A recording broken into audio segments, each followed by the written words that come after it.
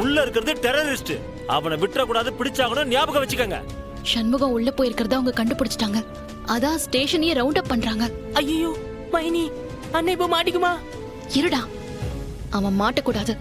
எப்படியாவது அவனை காப்பாத்தியே ஆகணும். இப்ப என்ன பண்றது? அவனை வேற காப்பாத்தணும்.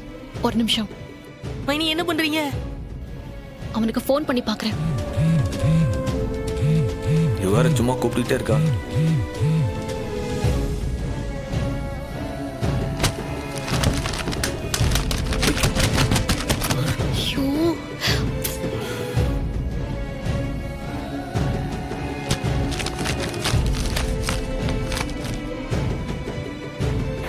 அப்பனே முருகா.